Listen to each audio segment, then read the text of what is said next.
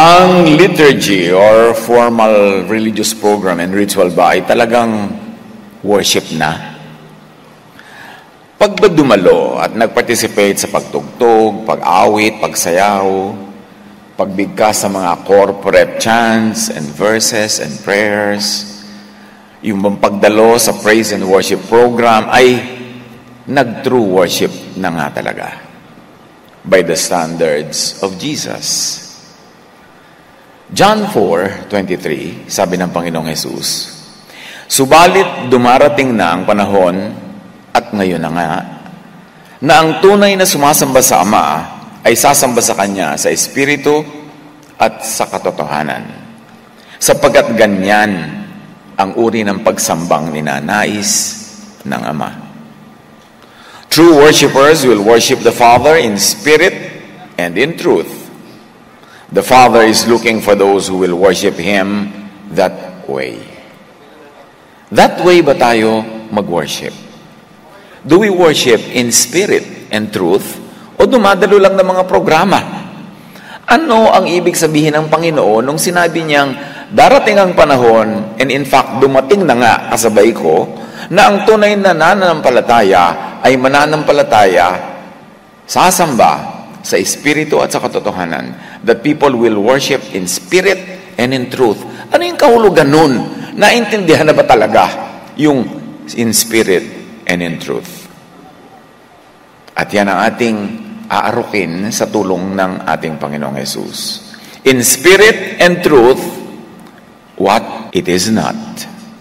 Salamat, Panginoon, dahil maaari kaming manuri ng aming mga sariling mga kaugalian, mga ginagawa sa buhay, at ngayon turuan niyo po kaming suriin if we worship in spirit and truth. Kayo ang mangusap, kaliwanagan niyo ang maghari, turuan niyo po kami tigabayan. Dalangin namin, Ama, ang lahat ng ito sa ngalan ng iyong anak na si Jesus. What are hindrances to true worship? Mga hadlang sa pagsamba sa Espiritu at sa katotohanan. Hango sa encounter ni Jesus with the Samaritan woman, sasala tayo't sasagap ng mga katotohanan na nagbubunyag kung ano ang hindi worship in spirit and truth, para masuri natin ating mga sarili. At sa ating pag-aaral, pag-isipan na agad ang interpretation and application. Kanya-kanya agad isip. John 4, kailangang dumaan si Jesus sa Samaria. So, unang hadlang sa spiritual worship, geography, lugar, geographical divisions and distances.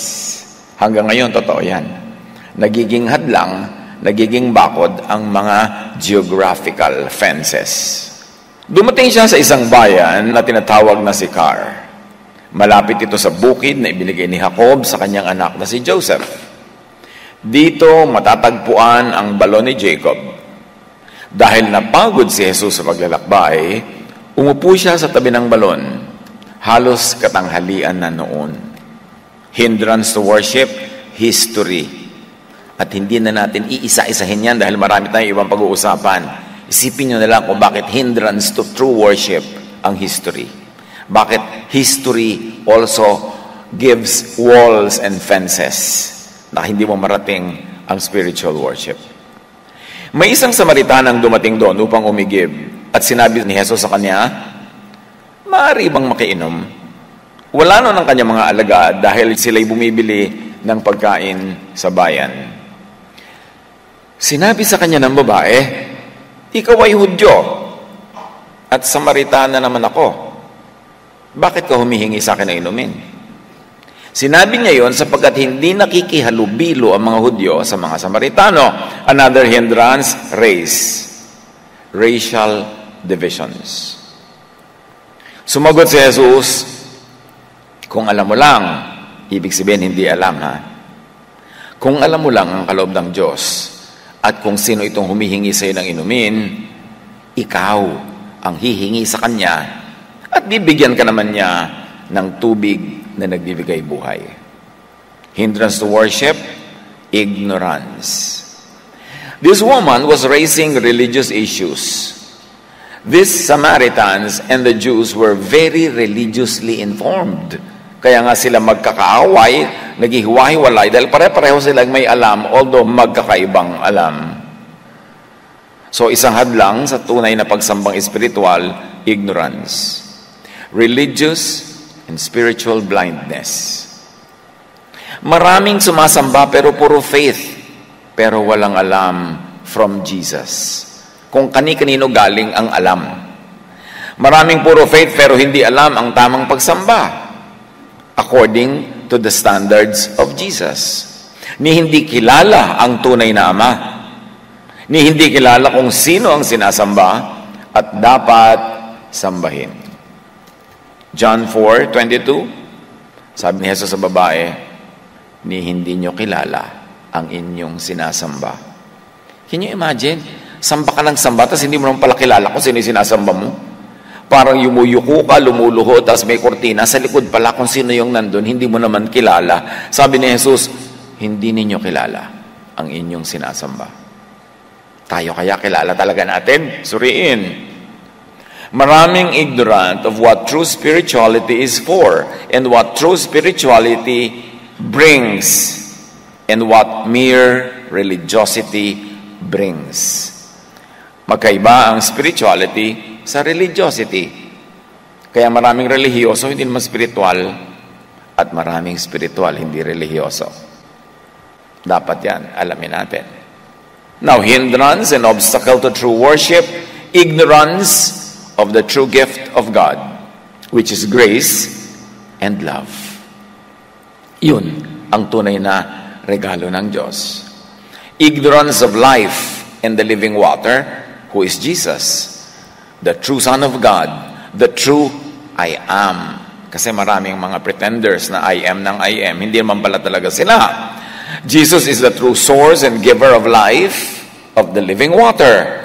So marami, ignorant sila of the gift of God, the way to receive life and to receive the living water. May mga pambulag kasi, nakakabulag. At ano yon? Primarily, the law. Napakalinaw ng 2 Corinthians 3:14-17. Ngunit naging matigas ang kanilang ulo, kaya't hanggang ngayon nananatili ang talukbong na yon habang binabasa nila ang lumang tipan. Maaalis lamang ang talukbong na yon sa pakikipag-isa kay Kristo, nang ibig sabihin ay pakikipaghiwalay kay Moses sa teachers of the law and Pharisees representing Moses. Napakalaking paghiwalayan sa nakaugaliang paniniwala. Pero sabi ng 2 Corinthians, pagka puro matandang tipan ang laman ng utak mo at puro yung law ni Moses ang laman ng utak mo, may talukbong na nagtatakip sa mata mo para makita si Jesus, para makita yung tunay na bigay ng Diyos na grace and love. Kasi ang mananatiling nagahari sa utak mo ay law, judgment, legalism. Magkakontra yon. At yung isa, tinatakpan ng mata para huwag makita yung isa. Si Jesus and the grace of God through Jesus, love and grace. Sa pagpapatuloy ng binabasa natin sa 2 Corinthians, hanggang ngayon, may talukbong pa ang kanilang isip tuwing binabasa nila ang mga aklat ni Moses. Corinthians ang may sabi niyan, ha? Dibdibin natin. Kasi parenthetically, pag nakakita kayo ng mga verses na aking binabasa, tas may parenthesis at iba yung kulay sa loob, ibig sabihin, dagdag ko yun para pandagdag ng pangunawa. Pero hindi yun part of the verses. Only suggested reading and serving. So hanggang ngayon, may talukbong pa ang kanilang mga isip tuwing binabasa nila ang mga aklat ni Moses. Ang dapat basahin ay ang aklat ni Jesus. Yan ang sinasabi kong mga parenthetic sentences. Ngunit kapag lumapit ang tao sa Panginoon, naaalis ang talukbong. Ang Panginoong binabanggit dito ay ang Espiritu, at kung nasaan ang Espiritu ng Panginoon ay mayroong kalayaan. Ibig sabihin, freedom from the law, freedom from judgment, freedom from guilt and fear. At malalaman mo na natanggal na yung talukbong kung na-enjoy mo na, nauunawa at naipapamuhay yung kalayaan na yon. At hindi ka na nabubuhay sa takot, sa judgment at sa law kasi tinanggal na yung talukbong, wala ka ng pagtitig doon sa nakaraan na lumang tipan dahil nakatingin ka ngayon sa bagong tipan, sa dugo ni Jesus, which is freedom, love, and grace. Ituloy natin ang kwento ng encounter ni Jesus with this woman. At siguro, 5,000 beses na nating binasa to eh. Pero ito yung binabasa natin, naghahanap tayo ng mga bagong mga katuruan. Nagsalita ang babae, Ginoo, malalim ang balong ito at wala ka namang pansalok. Saan ka kukuha ng tubig na nagbibigay buhay? Ang balong ito ay pamana pa sa amin ng aming ninunong si Jacob. You see, meron na naman siyang racial superiority kasi ninuno daw niya si Jacob at yung balon kanila hindi sa mga Hudyo, hindi sa lahi ni Jesus. Dito siya uminom, gayon din ang kanyang mga anak at mga hayop. Higit ka pa ba sa kanya? Sabi niya, you see, the racial issues, these geographical issues na naghahati-hati sa tao. So hindrance to worship here is racial, tribal, national pride, and prejudice. Na hanggang ngayon, among Christians around the world ay buhay na buhay pa. May mga lahing may superiority complex, may mga lahing may inferiority complex, dahil iniisip nila yung mga lahing may superiority complex ay superior nga. So hindrance yun sa true fellowship in worship. Sumagot si Jesus, ang bawat umiinom ng tubig na ito ay muling mauuhaw. Ngunit ang sino mang uminom sa tubig na ibibigay ko sa kanya ay hindi na muling mauuhaw kailanman. Ang tubig na ibibigay ko ay magiging batis sa loob niya. Ang patuloy na bubukal at magbibigay sa kanya ng buhay na walang hanggan. Kitang-kita natin dito, yung buhay na ibibigay ni Jesus ay nasa loob ng tao, wala sa labas. Hindi mo kailangang maghanap kung saan-saan, umakyat ng mga bundok, lumusong ng mga libis, tumawid ng mga dagat, dahil sabi, ang tubig ng buhay na ito, ang buhay na walang hanggang ito ay bubukal sa inyong kalooban. Mararamdaman nyo, malalaman nyo, malalasap nyo na meron kayong buhay na walang hanggan. At kailan yon? Pag natanggal ang talukbong ng panakot, ng takot sa law, sa judgment, ng guilt. Dahil makakaramdam ka na ngayon na malaya ka na, hindi mo na buhat-buhat lahat yung kasalanang ipinapataw sa iyo ng law. Meron ka ng pakiramdam na meron ka talagang buhay na walang hanggan, magaan, masaya, tahimik, payapa. Kaya sabi niya, sa kalooban mo yan manggagaling. Kaya ang dapat magbago sa tao ay ang kanyang kalooban. Ang kanyang pananaw, ang kanyang utak, ang kanyang isip. Hindi magbago ng membership ng church, hindi magbago ng lugar na dadaluhan, na pagdadasalan. Wala yun, nasa loob. Kaya sabi ni Jesus, the kingdom of God is in you. Yun ang iyong hanapin. Huwag kang maghanap kung saan-saang nasa labas mo, nasa loob ang paghahari ng Diyos.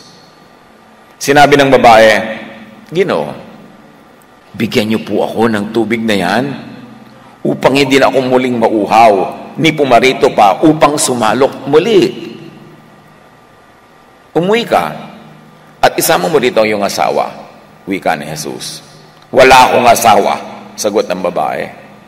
Sinabi ni Jesus, tama ang sinabi mong wala kang asawa. Sapagkat 5 na ang iyong naging asawa. At ang kinakasama mo ngayon ay hindi mo asawa. Totoo nga ang sinabi mo. Hindi siya hinusgahan, hindi siya pinagalitan, hindi siya kinutya. Nagpakilala lang si Jesus na hindi siya karaniwang tao. Na alam niya ang buhay ng babaeng ito. Dahil yung babae nagmamalaki pa eh. So parang sabi niya, teka, magkalinawan tayo kung sino ako para lumagay ka sa lugar at nang maintindihan mo ako. Alam ko ang nangyayari sa buhay mo, kilala kita. So Jesus reveals His super identity. Sinabi ng babae, Ginoo, palagay ko isa kayong propeta. Tama nga naman dahil bakit bilang ang mga nakasama na niya sa buhay. The woman comprehends na ang kausap niya ay di karaniwang tao. At dahil doon, handa na siya ngayong makinig. Hindi mag-lecture. Hindi ipagmalaking balon nila yon na apo siya ni Jacob. Dahil sinabi niyang, palagay ko isa kayong propeta. meron akong matututunan sa inyo. And then she opens a very important topic. Dito sa bundok na ito, sumamba sa Diyos ang aming mga ninuno. Ngunit sinasabi niyo mga Hudyo, nasa Jerusalem lamang dapat sambahin ng Diyos. You see, geography.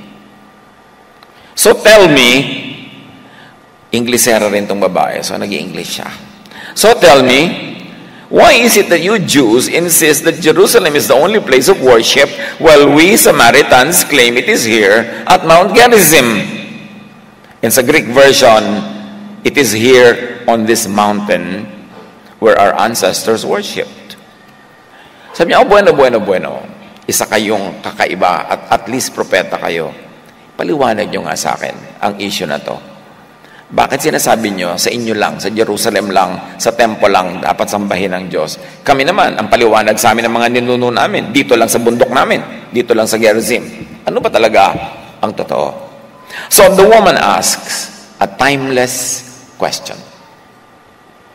In response, Jesus defines true worship. Sinabi naman ni Jesus, maniwala ka sa akin. Darating ang panahon na sasambahin ninyo ang Ama, hindi sa bundok na ito, at hindi rin sa Jerusalem. At idinagdag ni Jesus, hindi ninyo kilala ang inyong sinasamba. Pagsabihan ka nito, kayo, mga ninuno nyo, generations sa sumasamba, sabi ni Jesus, dahil kilala mo na ako'y propeta, handa ka nang makinig sa higher teaching. Hindi nyo kilala ang sinasamba nyo. Hindi nyo alam kung sino ang sinasamba nyo. Jesus replied, believe me, dear woman, the time is coming when it will no longer matter whether you worship the Father on this mountain or in Jerusalem. So here, true worship, wala sa geography or location. Tapos hanggang ngayon, ang dami mga Kristiyano, kandara pa ng pilgrimage, kandara pa ng punta dito, punta doon. Sinabi na nga ni Jesus hindi sa Jerusalem, hindi sa Samaria, hindi na yun ang mahalaga sa pagsamba, hindi location. You Samaritans worship what you do not know. So ang mahalaga sa true worship ay kung sino at kung tama ang sinasamba. True worship is not about geography, location, or locality. The true high God does not live in particular locations, mountains, not in Samaria, on Mount Gerizim, or in Jerusalem, or on Mount Zion. In other words, may malaking pagtutuwid si Jesus sa pagsamba. Sinabi niya sa babaeng ito, pero sinasabi niya rin sa ating lahat na tumutunghay sa usapan nila. Kaya makinig. The true high God does not live in man-made temples. Kaya may mas malaking pagtutuwid dito. Makinig. Acts 7:48-50. Gayunman, ang kataas-taasang Diyos ay hindi naninirahan sa mga bahay na ginawa ng tao. Walang bahay ang Diyos. The Most High doesn't live in temples made by human hands. Sabi nga ng propeta, ang langit ang aking trono, sabi ng Panginoon, at ang lupa ang aking tuntungan. Anong uri ng bahay ang itatayo niyo para sa akin? O anong lugar ang pagpapahingahan ko? Hindi ba't ako ang gumawa ng lahat ng ito? Sino ang nagpagawa ng temple sa Jerusalem? Sino ang nakatira at nagtira sa temple sa Jerusalem? Sino ang nasa Mount Gerizim sa Samaria na sinasamba ng mga Samaritans naman? Sabi ni Jesus, hindi nyo kilala. Clueless kayo kung anong ginagawa nyo sa worship nyo. John 4:22, hindi nyo kilala ang inyong sinasamba. Basta samba kayo ng samba. Dapat alamin nyo muna para magkaroon kayo ng true worship. Ngayon sa ganito mga kapatid, ang pangangaral ay hindi lamang sa pagbibigay ng sagot, kundi sa pagbibigay din ng tamang tanong at sa pagbibigay ng pagkakataon sa bawat isa na magtanong, manuri at maghanap ng sagot. Yan ang homework niyong lahat. Alamin, sino ang sinasamba sa Mount Gerizim? Hindi pala nila kilala. Akala nila, yun, pero hindi pala. Sino ang nagpagawa at nagtira sa temple sa Jerusalem? Gayong sinasabi ng Scripture, God, the Most High, does not live in temples. Homework nyo yan. Next month, kayo ang magpipreach dito. Kailangan dalhin nyo ang inyong mga na-research. Now, true worship is not about national, tribal, and cultural identity. Tapos ngayon, marami mga Kristiyano, hibang na hibang sa paghabol sa iba-ibang lahi dahil sinasabi nila, mas malapit sa Diyos ang lahing ito. Walang ganun. Isang kagilagilalas na kasinungalingan. Colossians 3:11, in this new life in Jesus, it doesn't matter if you are a Jew or a Gentile. Kita nyo, it doesn't matter if you are a Jew or a Gentile. Tapos yung iba, habol sa mga Jew. Nagpapanggap na Jew, nagiging trinket Jew, pati mga kasuotan ng Jew, ginagaya. Sinabi na nga, it doesn't matter if you're a Jew or a Gentile, circumcised or uncircumcised, barbaric, uncivilized, slave or free. Christ is all that matters. And He lives in all of us. Si Kristo ang pinakamahalaga sa lahat at siya'y nasa inyong lahat. Pag-isipan niyong mabuti yan, siyempre, ibig siyang angkinin at solohin ng kung sino-sino. So sasabihin lang, wala pa sa'yo si Kristo hanggang di namin binibigay sa'yo. Hanggang di ka namin binabautismuhan, o hindi ka namin kinukulto, hindi ka namin tinuturuan, wala pa sa'yo si Kristo. Sinabi na nga nasa inyong lahat ang Panginoon. Dapat nyo lang hanapin, dapat yung hukayin kung nasa kaloob-looban, because the kingdom is in you. Dinala na ni Jesus nung dumating siya. Hindi yan ipinagkait sa iba at ibinigay lang sa konti. Available to all. Ayaw siyempre yan ng corporate religion kasi nawawala yung franchise. Nawawala yung power. As dispenser of blessing, as the only ark of safety, as the only door to heaven. Press release lang yun. Dito kayo sa Scripture makinig. True worship is not about religious membership. Luke 17:20-21, minsan si Jesus ay tinanong ng mga Pariseyo kung kailan darating ang kaharian ng Diyos. Kasi sa mga Jews, ang kaharian ng Diyos ay isang bagay na darating mula sa langit, bababa kasama ng mga ulap, inaantay-antay, inaabang-abangan, ipinapangako, tulad ng ipinapangako sa mga sinaunang Pilipino, ang pagkawala ni Bernardo Carpio sa pagkakagapo sa kuweba. Ibinibigay ito para may asahan kay, para lagi kang sumunod at kumapit. So, sabi niya, kailan ba darating ang kaharian ng Diyos? Yung kasi inaabangan nila, yung pagdating ng kanilang Mesaya, yung pagdating ng magliligtas sa kanila at bibigyan sila ng tagumpay laban sa lahat ng mga lahi sa mundo, gagawin silang military power and the center of the world. Yan ang kanilang paniniwala tungkol sa kanilang Jewish Messiah. In fact, si Jesus, napagkamalan nilang Jewish Messiah nila. Kaya some people were about to take Him by force and force Him to become their king. Pero umalis si Jesus at nawala sa kanilang kalagitnaan. Napagkamalan nila, pero nung lumaon nalaman nila, ay hindi ito ang Jewish Messiah. Kaya pinapatay nila. Because the Jewish Messiah is supposed to be a military leader, a political personality. At sabi ni Jesus, sabi sa kanya ni Pilato, ikaw ba ang king of the Jews? Sabi niya, no, my kingdom is not of this world. So hindi siya ang Jewish Messiah na magtatayo ng kingdom for Israel. Sabi ni Pilate, ay, harmless naman pala to sa rule ng Rome. Sabi niya, wala ako nakikita ang problema sa kanya. Wala siya kasalanan. So, pawala natin. Kasi nga, sa Rome, ang tunay na threat ay yung King of the Jews, the Jewish Messiah, who was going to lead them politically and militarily against any foreign power and at the time, against Rome. Balik tayo. Tinanong ng mga Pariseo si Jesus, kailan darating ang kaharian ng Diyos? Sumagot siya, walang makikitang palatandaan ng pagdating ng kaharian ng Diyos. Kaya yung mga nahihibang dyan ng mga Kristiyano, tuwing lilindol, ayan, darating na si Jesus. Di ba? Tuwing merong dam na bumaha, ayan, second coming na. Tuwing may puputok na bulkan, end of the world na. Tuwing may pumuputok na pigsa, ayan, talagang end of the world na. Lahat na lang Sabi ni Jesus, walang nakikitang palatandaan. So tuwing may palatandaan, fake yun. Ano yun? Fake. Huwag kayong nagpapapaniwala sa kanyang mga kahibangan na lagi na lang natatakot. Nag-climate change lang, end of the world na. Talagang every so and so, may cycle ang planet nagpapalit. Except na nung huling palit, wala pa tayo doon. Hindi natin nakita. Pero ngayon, nagpapalit lang, mag-adjust ka lang.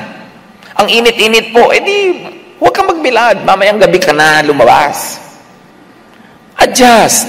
Tumataas po ang mga dagat, edi, pumunta ka sa bundok. Alaga namang nandun ka, tapos papanalangin mo, huwag tumaas. Talagang ganun. Natutunaw ang mga yelo. Ilang beses ay natunaw, nabuo, natunaw. Hindi the end of the world. The planet is just changing the system to adjust to overpopulation ng mga tao. So, sabi ni Jesus, walang ganyan. Fake news yan. Walang palatandaan. At wala rin magsasabing, narito na o naroon na. Sabi niya, alam niyo kung bakit walang palatandaan ng pagdating? Kasi walang mangyayaring pagdating. Kasi ang kaharian ng Diyos ay nasa inyo. Nasa puso. Nasa isip. Wala sa darating na kung ano-anong phenomena. Nandyan na nga. Sa inyo nananahan, hindi kayo ang papasok sa kaharian ng Diyos. Ang kaharian ng Diyos ay pupunta sa inyo. Kaya ang sabi ng prayer na itinuro ni Jesus, mapa sa amin ang kaharian mo. Mapa sa loob. Hindi yung darating na parang mga ulap-ulap. The kingdom of God is already among you. Sabi ni Jesus, the kingdom of God is in you. Sobra niyong pag-isipan yan. Huwag lang madinig, tapos lalampas. Ilang beses na natin narinig yan, pero iniisip ba natin kung anong kahulugan? That the kingdom of God is in us. True worship is not about particular methods and rituals and liturgies. Pinag-aaway-awayan pa yan. Noong 1980s, yung mga conservative at nagiging contemporary Christian churches noon, nagbabangayan, naghihiwalay, nag-i-split ang mga church on the simple issue kung gagamit ng drums sa worship. Worship din, parinigan ng drums. Awat na. Yang drum na yan, ang daming churches nag-split. Kung gagamit ng drum or not. At meron pa mga churches nag-accommodate. May una silang part 1 ng kanilang pagsamba. Yung tinatawag nilang praise and worship. Merong drum. Dugudugudugudung, di ba? May kung ano-ano. May cymbals.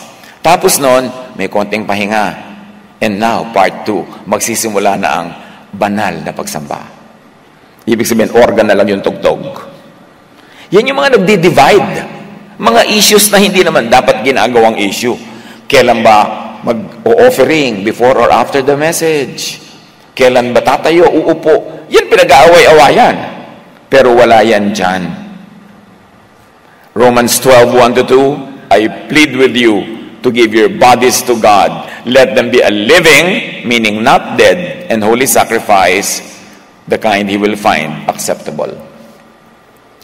Ang isa daw tunay na worship in spirit and in truth is to give your body as a living sacrifice. Ano yun?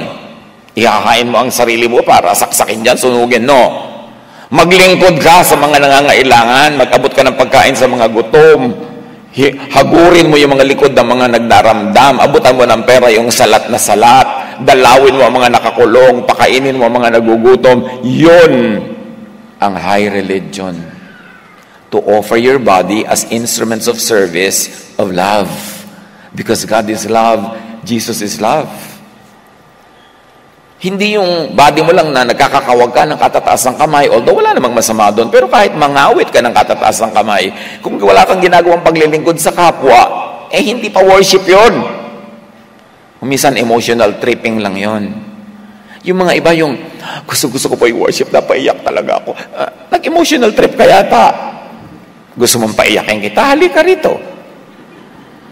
Hindi dapat ganun. This is truly the way to worship Him. Sabi na binabasa natin, don't copy the behavior and customs of the world. But let God transform you into a new person by changing the way you think. Then you will learn to know God's will for you, which is good and pleasing and perfect will. So the way to true worship is to change your mind. Change your mind about God. Change your mind about how to worship God and worship in spirit and truth according to the teaching of Jesus. Romans 12:1-2, ialay ninyo ang iyong sarili bilang isang handog na buhay. Ano ba yung buhay? Kumikilos. So handog sa pagkilos. Worship through movement. Banal at kalugod-lugod sa Diyos. Ito ang karapat. Dapat na pagsamba ninyo sa Diyos. Meaning sa pagiging buhay at sa pagkilos, meaning sa pagmamahal sa kapwa. Huwag kayong makiayon sa takbo ng mundong ito, samba ng samba without understanding. Sa halip, hayaan ninyong baguhin ng Diyos ang inyong pag-iisip. Tungkol sa kung sino talaga siya at kung paano talaga sumamba.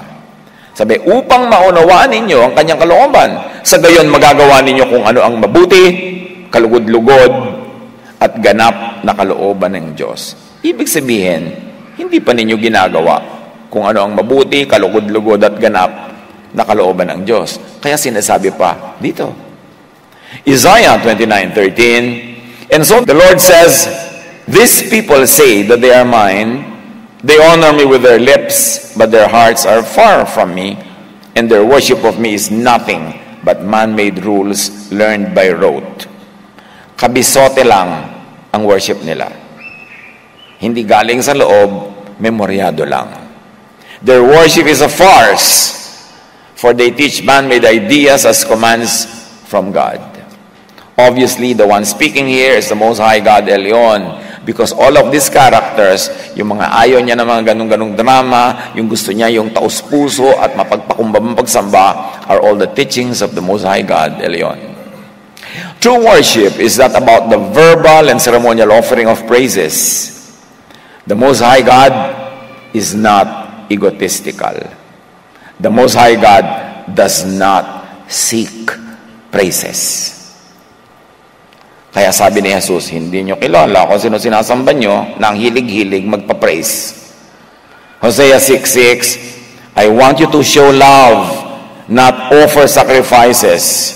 I want you to know me more than I want burnt offerings. So the Most High God does not want burnt offerings. He wants His people to love one another as act of worship. Sapagkat wagas na pag-ibig ang nais ko at hindi handog. Sino ang mahilig sa handog? Kaya sabi ni Jesus, hindi nyo kilala ang sinasamba nyo. Sapagkat wagas na pag-ibig ang nais ko at hindi handog, pagkilala sa Diyos sa halip na handog na sinusunog. At napakalinaw nang sabi ni Jesus sa John 5:41-42, I do not accept glory from human beings. Hindi ko kailangang purihin ako ng purihin, ng purihin, ng purihin. Hindi ako yan. But I know you. I know that you do not have the love of God in your hearts. Hindi ako naghahangad ng parangal ng tao. Subalit, kilala ko kayo. Alam kong wala kayong pag-ibig sa Diyos. Puro kayo papuri ng papuri, papuri ng papuri. Talaga bang may pag-ibig kayo sa Diyos? Show it by loving others. True worship is not about the offering of sacrifices. Hebrews 10:4, for it is not possible for the blood of bulls and goats to take away sins. Bakit offer sila ng offer ng blood of bulls and goats? Kanino nila ino-offer? Samantalang sinasabi, hindi ako mahilig sa mga ganyan. Sino ang mahilig? Sabi ni Jesus, hindi nyo kilala ang sinasamba nyo. Ipinapakilala ko sa inyo para maituwid ang mga ginagawa nyo. Psalm 51:16-17, you are not happy with any sacrifice. Otherwise, I would offer one to you. You are not pleased with burnt offerings. Yan ang sinasabi to the Most High God. You are not pleased with burnt offerings. The sacrifice pleasing to Elohim is a broken spirit. Marami sa atin, bago sa paninig yung Elohim, actually Elohim is translated into English as God. So actually, ang Hebrew nun, Elohim. Kaya pag-aralan nyo, and there's that version of the Bible the names of God Bible version that does not translate the Hebrew words. Kaya ang mababasa mo doon, Elyon, Elohim, hindi yung mga the Lord, God, kasi in English na nawawala tuloy yung identity. I encourage you to read the Old Testament, especially in the names of God Bible version, because there, the names are revealed as they are given in Hebrew. Hindi nakakubli sa mga English translations. John 4, subalit dumarating na ang panahon, sabi ni Jesus, at ngayon na ngayon, na mga tunay na sumasamba sa Ama ay sasamba sa Kanya sa Espiritu at sa katotohanan, sapagkat yan ang uri ng pagsambang ninanais ng Ama.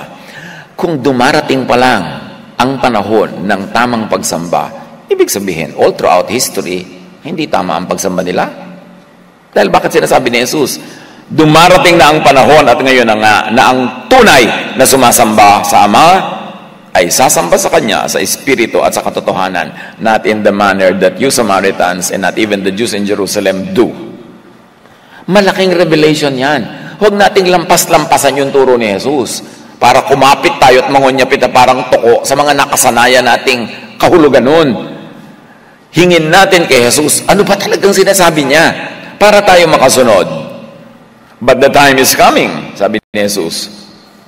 Indeed, it's here now, when true worshipers will worship the Father in spirit and in truth. The Father is looking for those who will worship Him that way. Yun ang hinahanap ng Ama na pagsamba. Yun ang hinahanap ng Ama ng mga sasamba.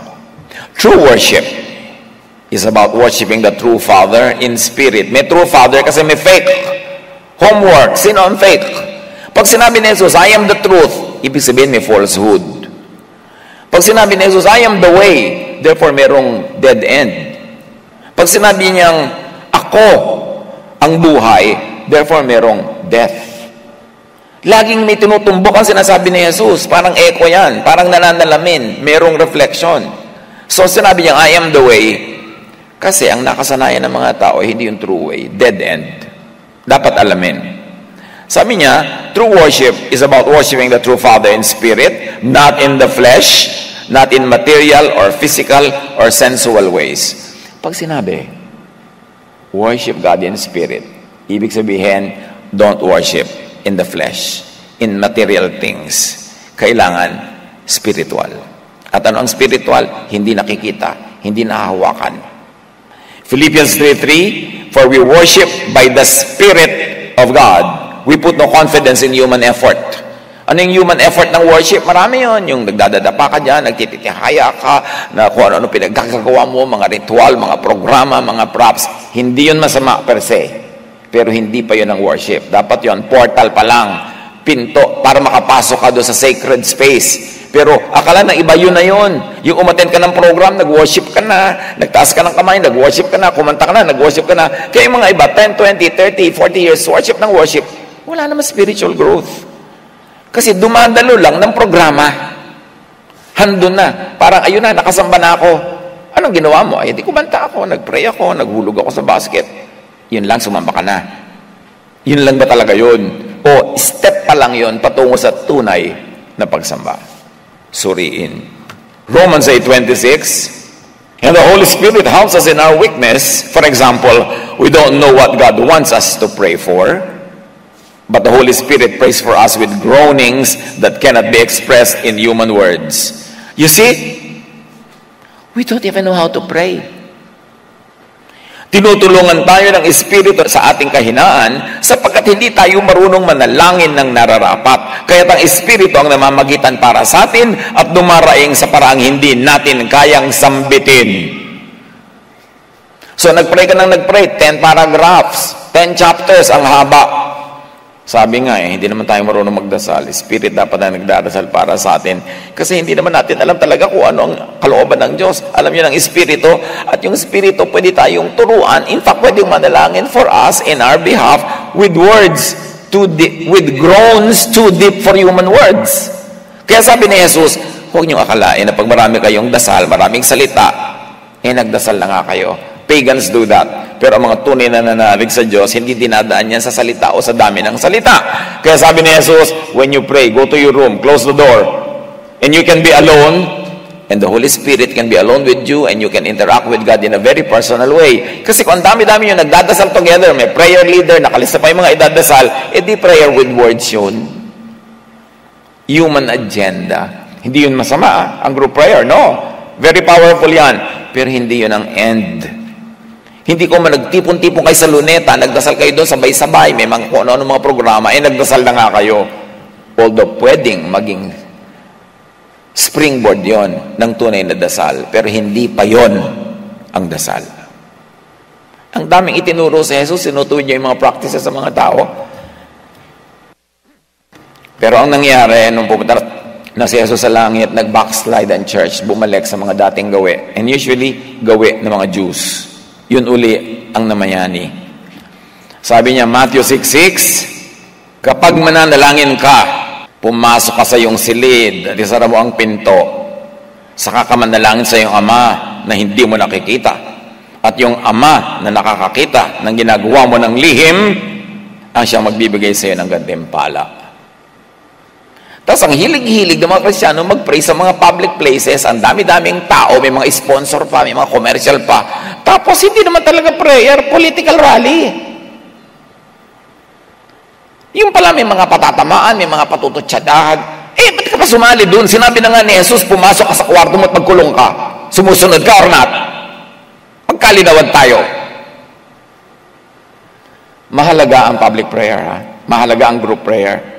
Pero hindi yun ang lahat-lahat. Dapat yun, step 1 lang, patungo sa true spiritual prayer. At hindi dapat nawawala yung personal, private prayer kung saan nagkakasarilinan kayo ng Espiritu ng Diyos. Kung saan malaya ka at hindi ka controlled ng program, hindi ka controlled ng mga anong dapat ipag-pray, anong hindi dapat ipag-pray. Malaya yung Espiritu. Kasi pag matao, malamang nagiging performance ang prayer. Kaya mga iba, ma-assign sila mag-pray. Pastor, ano po kayo pagpe-pray ko para magandang pakinggan? Ba't naman kailangan magandang pakinggan? Siyempre naman po, may audience, kailangan naman impressive. Ba't di ka dala magsayaw? Kasi gusto mo pala magpa-impress. Hindi ka pa pwedeng manalangin mula sa puso. Kailangan mo lagyan ng script para sigurado kang correct ang grammar, agree ang subject and predicate mo, at profound, blah, blah, blah. Kaya mga iba magpe-pray. Ang tunay na boses nila ganito, mga kapatid, tayo na pong kumain. Pero pag mag-pray, Panginoong, performance, nangongongo. No?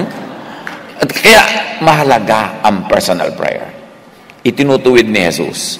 True worship is about worshiping the Father, the Most High, not by set and formal rituals and formulas and liturgies and programs. Matthew 6:5-6, when you pray, don't be like the hypocrites who love to pray publicly on street corners and in the synagogues where everyone can see them. Mark 12:33, and I know it is important to love Him with all my heart and all my understanding and all my strength, and to love my neighbor as myself.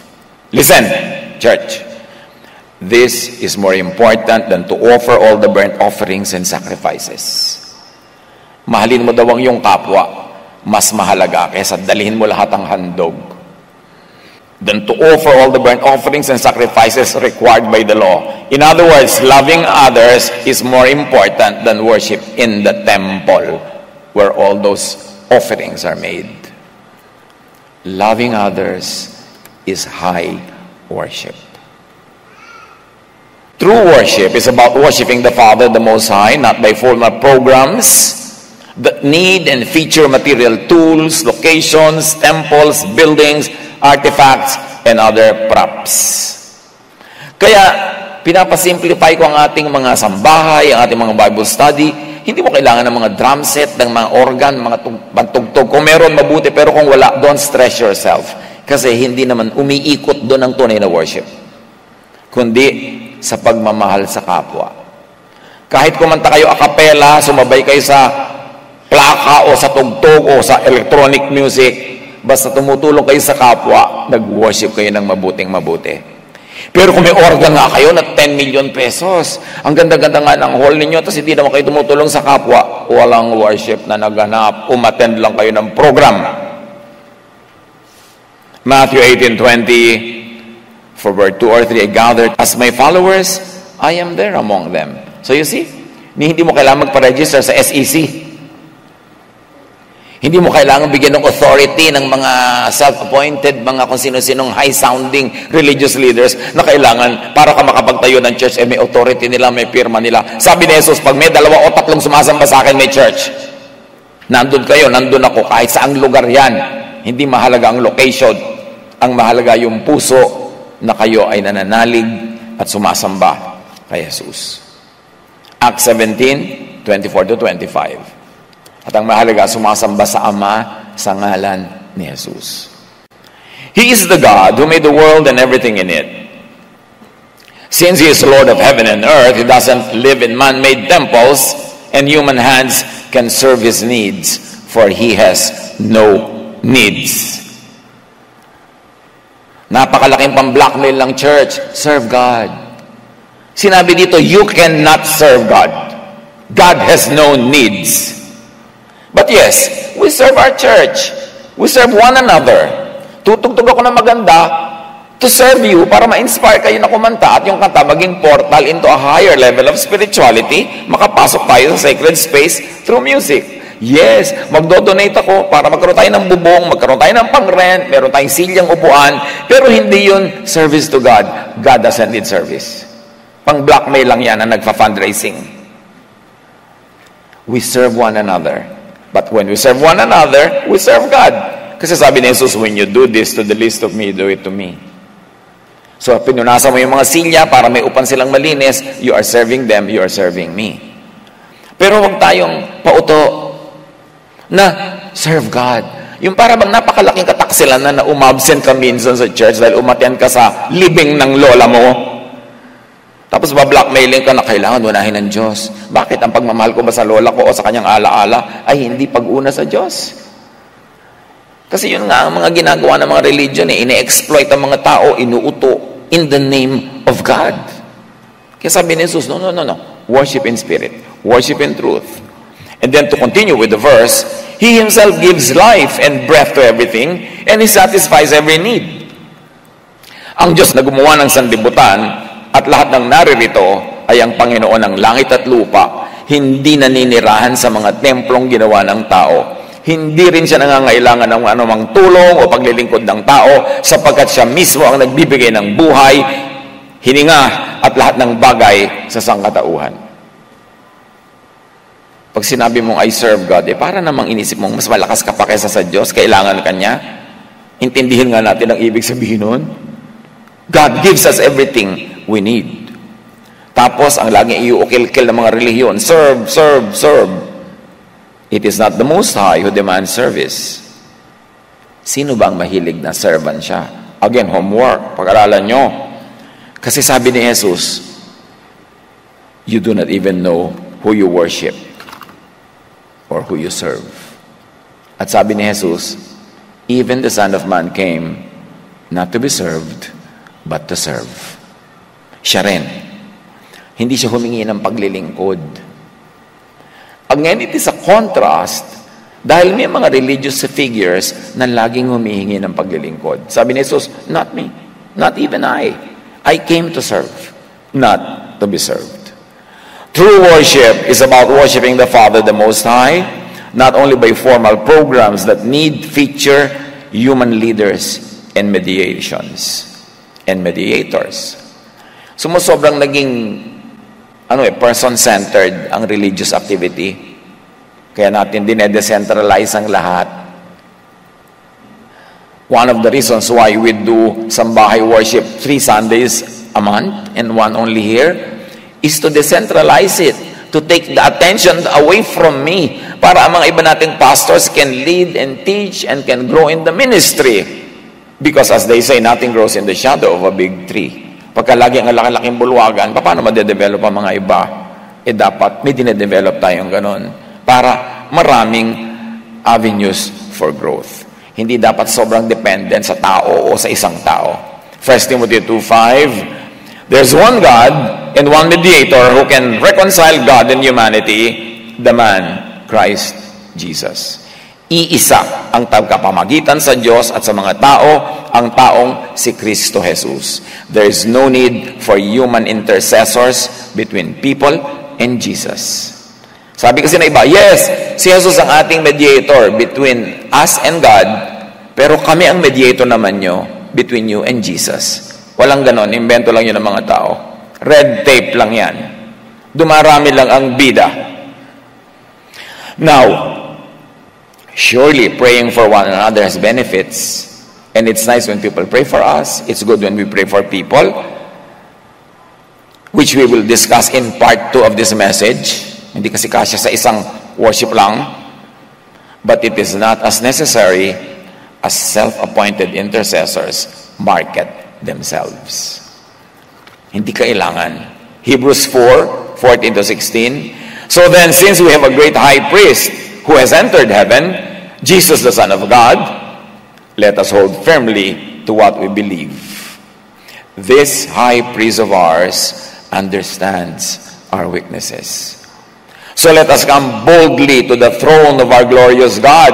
Hindi ka na kailangan magpasama, magpaakay. Go in to the presence of God boldly. There we will receive His mercy and we will find grace. True worship is about worshiping the Father in truth, not in lies, not in falsehood, not in religious drama, not in half-truths. The time for true worship had come with Jesus, had come with the revelation of Jesus. Inireveal ni Jesus, hindi nyo kilala, nyo sinasamba, ipapakilala ko sa inyo kung sino dapat. At ang worship nyo, hindi yan ang hinahanap ng Ama. Ang hinahanap niya is to worship in spirit and truth. So the time for that kind of worship had come with Jesus. Pero natuloy ba ang pag-develop ng ganong worship? Nag-backslide ang church into the religious traditions na kinalakihan nila. The true Father, at lagi natin sinasabing true Father kasi mayroong fake.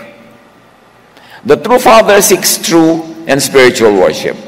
Does not want worship that centers on man-made temples, sacrifices, human priests, leaders and intercessors, group hype, and emotional people getting their fix, their trip, their high, their religious opium. Marami kasi yung relihiyon naging opium na lang eh. Pampahay, kailangan ng tripping, kailangan ng fix. How can corporate worship be beneficial then? When it can serve as portal, as entry point to the divine space, to the divine frequency. And that's a word. Take note of that word frequency because we'll use it more often. So, corporate worship can be beneficial when it becomes a portal into what we call heaven, which is not a place but a state of heart and mind, and be one with the divine. Worship, corporate worship is beneficial when it is not packaged as an end in itself and by itself. Kaya sabi ni Karl Marx, na inspiration ng maraming socialist philosophies, the religion is as opium des volkes, or religion is the opiate of the masses. Religion is the opium of the people. Pangbangag para nila malimutan ang mga hapdi ng katotohanan. Pampahay para nila malimot ang kanilang mga kabiguan at kabiguan kahit ng relihiyon. Sabi Karl Marx yun. Partly, Karl Marx is right. But it is not all true in itself. Pagka ang religion ay ginamit mo talaga na pangbangag, panglibang, panguto, pangmangmang, magiging ganun nga. Magiging tama siya. Pero may tama rin paggamit ng religion. Kung ituturo mo si Jesus, ang kanyang katotohanan na nagpapalaya, at kung magwa-worship ka in spirit and in truth na siyang gusto ng Ama. Tuloy ang nangyari sa babae at kay Jesus sa John 4. Sabi ni Jesus, ang Diyos ay Espiritu at ang mga sumasamba sa Kanya ay dapat siyang sambahin sa Espiritu at sa katotohanan. Naka-4 na ulit na tayo. Kailangan kasi tandaan ha? For God is Spirit, so those who worship Him must worship in spirit and truth. Now, we come to the message. Intro pa lang lahat kanina. Pwede nyo nang ilabas sa inyong mga biskwet. Numbers 23:19, God is not a man. God is not human. Obvious ba yun? Kailangan pa ba sabihin yun? Kailangan. Kasi sobrang na-anthropomorphize ang Diyos. Biglang ang Diyos sa isang parang lolong may puting balbas na nakaupo sa kanyang silyon, nalalapit-lapit kang uungot-ungot at ibibigay naman sa iyo mga gusto mo. Sobrang ginawang parang tao. Ang Diyos ay nagagalit. Lumilindol, minatabunan, nagalit ang Diyos. Alam niyo ba, may nagsabi sa akin na may isang pamilya, dahil meron silang kamag-anak na nagbalik-bayan. Umabsent sila minsan, araw ng linggo sa church, at ipinasyal yung mga kamag-anak. At doon sa pasyalan, nabarog sa swimming pool ang bata, nabiyak ang bungo. Nanganib ang buhay. Nung malaman ng mga nasa church, marami sa kanila sabi, parusay ng Diyos, di sila kasi nag-church. Can you imagine that kind of mentality being developed and bred in the church? So, ang Diyos ay nagalit, nagtampo, hindi ka nagsimba, sabi, maibarog ang ulo ng batang ito at mabasag. Ganon? Pagkabakit naman po, inihingi ko pumasa ako sa board, hindi ako pumasa, nagtatampo na po ako sa inyo. Tinatrato natin ng Diyos sa parang tao. God is not a man. God is spirit. Not human, not physical, not material. Pakaisipin nyo yun. Palayain nyo ang Diyos mula sa imahen na ginawa ng relihiyon. Kinulong ang Espiritu ng Diyos sa loob ng mga imahen na tumutugma sa mga gusto at hilig ng tao. Na ginagawa natin ng Diyos kumisa na parang kapwa-tao. Hindi siya tao. Imagine, think of God as spirit. Madali pa yun kasi sanay na tayo sa spirit. Pero, kung hindi siya tao, hindi siya material existence, imagine and think of God as thought wave, as frequency, vibration, as energy. Bago kayo mag-nosebleed, magdahan-dahan kayo. Mag-isip lang kayo. Kung ayaw nyo mamaya, di wag, pero isipin nyo muna. Imagine and think of worship in spirit as worship in thought wave, in frequency, in vibration, and energy. Absent po ako nung ituro yan Well, mag-review ka. This reading of Jesus as worship in spirit and in truth, as worship in thought wave, frequency, and vibration and energy will be discussed in part 2 of this message. We shall attempt to read Jesus as worship in spirit in the light of and in relation to quantum and classical physics. Pinantal na yung iba, nadinig pa lang yung physics, geometry, tinitigdas na. Kailangan pag-aralan yan. Alam niyo mga itinuturo ng high school? Very important, buong buhay. So, pag-aralan natin in terms of resonance, neuroscience, psychology, and philosophy. Dahil nandun lahat ang katotohanan, hindi lang nasa loob ng simbahan. Hindi lang nasa loob ng catechism books. Colossians 3:2, set your mind on things above, meaning invisible. Ano pa ba ang invisible, kundi yung kakaiba o yung iba? So, set your minds on things above, not on earthly things, not on the visible. At ano pa ba ang visible, kundi yung nakasanayan. So, dapat explore na natin ang hindi nakasanayan, yung invisible, yung things above, not only the things on earth. Ang mga bagay na panlangit, ang isaisip ninyo, hindi ang mga bagay na panlupa. Think of the invisible, not only the visible. Think of the intangible, not only the tangible. 1 Corinthians 2:11, for who knows a person's thoughts except their own spirit within them? In the same way, no one knows the thoughts of God except the Spirit of God.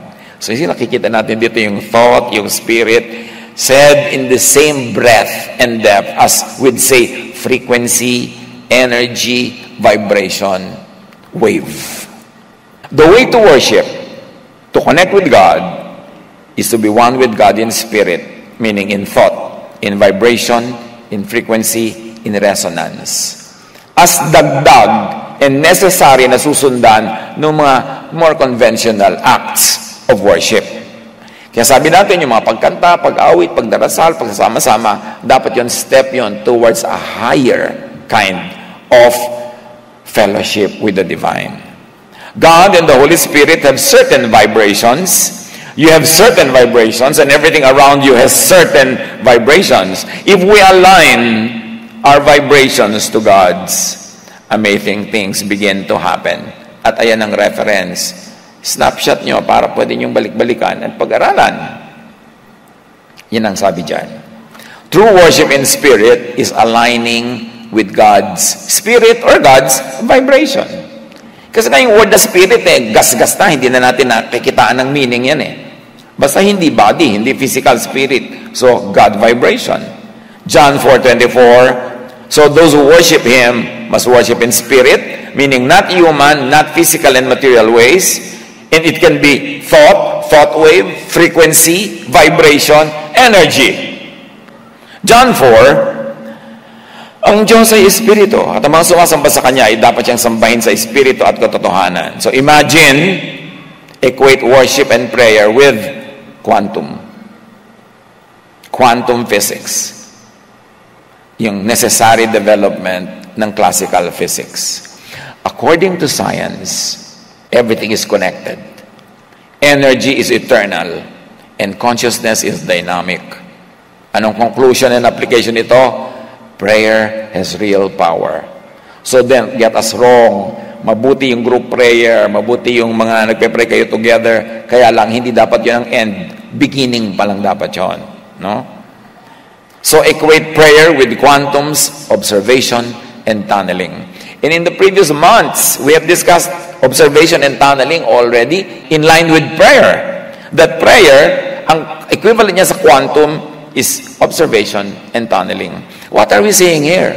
That the most important universal truths in creation are said in religious terms, but are also now explained in scientific terms. Hindi yan magkakontra, magka-agree. Dapat lang pareho mong unawain para makita mo na nag-agree sila. And as we always say, science could be God's last prophet.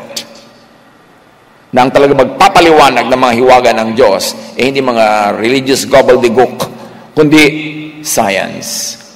Na lingkod ng Diyos ang science.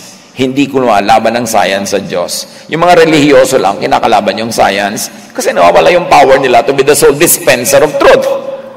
Pero mahalaga mag-search in spirit and truth. Balik sa kwento ng babae. Sinabi ng babae, nalalaman ko pong darating ang Mesiyas, ang tinatawag na Kristo. Pagdating niya, siya ay magpapahayag sa amin ng lahat ng bagay. Sumagot si Jesus, akong kausap mo ngayon ang iyong tinutukoy. Then Jesus told her, I am that Messiah. Not the Jewish Messiah, but that true Messiah. The I am is here. I am the Lord. I am the one speaking to you. Iniwan ng babae ang kanyang banga. Bumalik sa bayan at sinabi sa mga taga roon, halik kayo, tingnan ninyo nga, taong nagsabi sa akin ng lahat ng ginawa ko. So you see, it was important for Jesus to tell the woman that I know you and I know what's happening in your life. Yun ang naging kapitan niya para maniwala siya kay Jesus. Sabi, tingnan nyo ang taong nagsabi sa akin ng lahat ng ginawa ko. Siya na kaya ang Kristo? Kaya't lumabas ng bayan ng mga tao at nagpunta kay Jesus.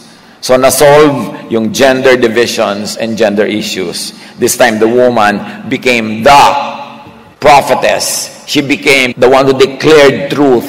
She was the one who preached Jesus to the people.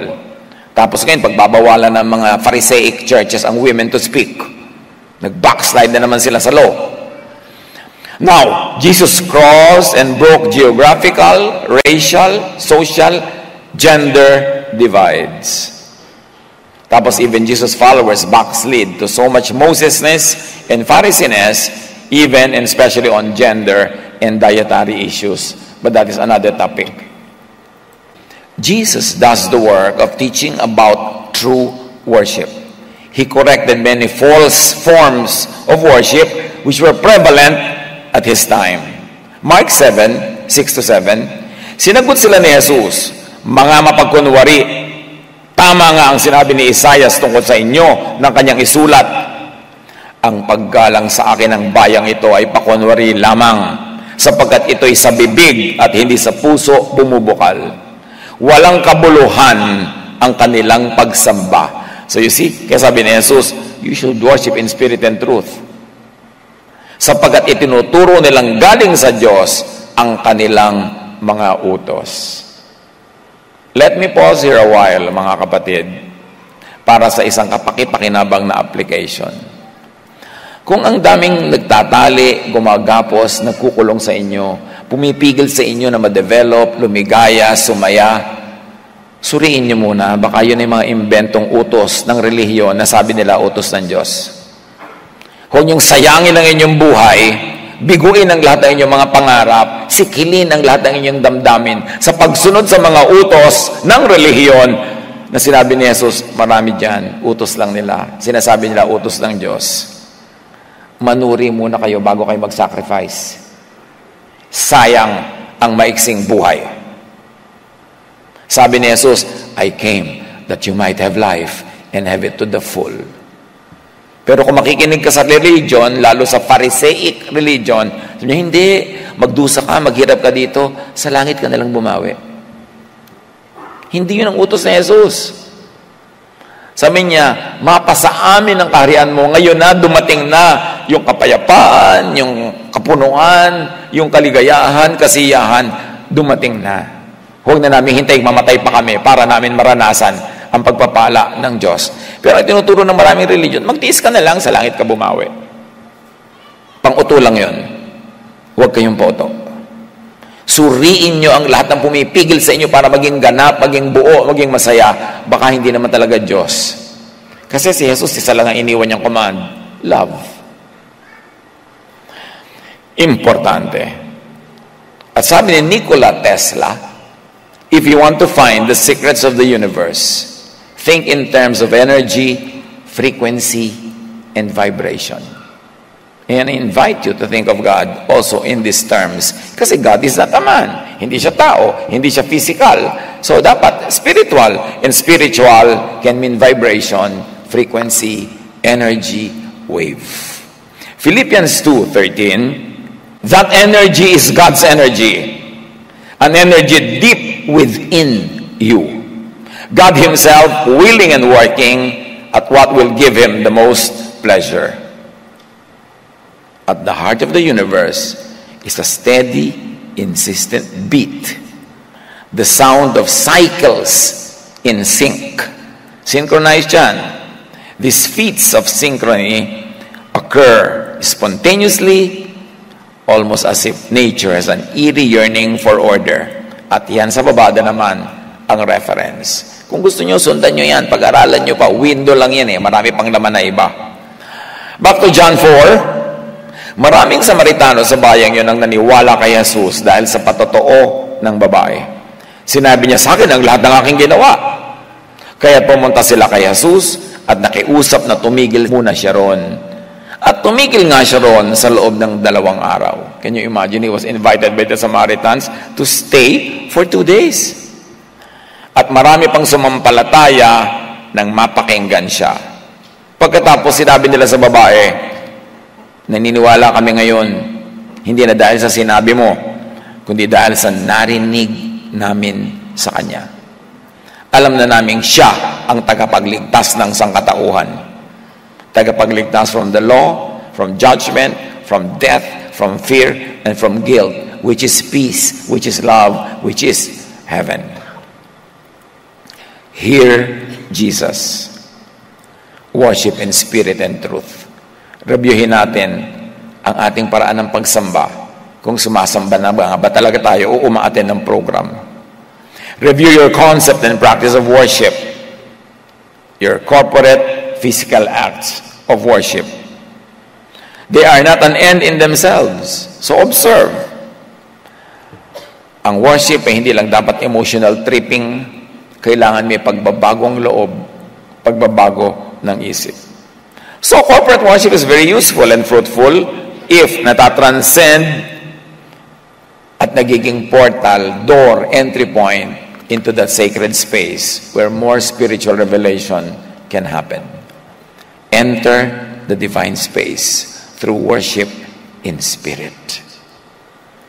Paano ba mag-worship in spirit? How does one enter sacred space? How does one become one with the Spirit of God? How does one vibrate with the Creator? maraming elaborate na paliwanag, pero para sa pinakasimple at madaling maintindihan, love. How do you enter the sacred space of the divine? Vibrate in divine vibration. God is love. Jesus is love. Jesus is the way. Therefore, Jesus' way, love is the way to the divine. So kung hindi naguguluhan ka, magulo, maraming ideya yung kung gano-ano pa, simple na lang, love. Because when you love, you vibrate in the divine frequency. You enter that divine circle. You enter the eternal circle of the Father. Therefore, yun ang way to God. Jesus is the way to God. And Jesus' way is the way of love. Therefore, if you love, you are following in the way. Therefore, papunta ka sa divine frequency, sa divine circle, sa divine space. Panginoon, turuan niyo po kami.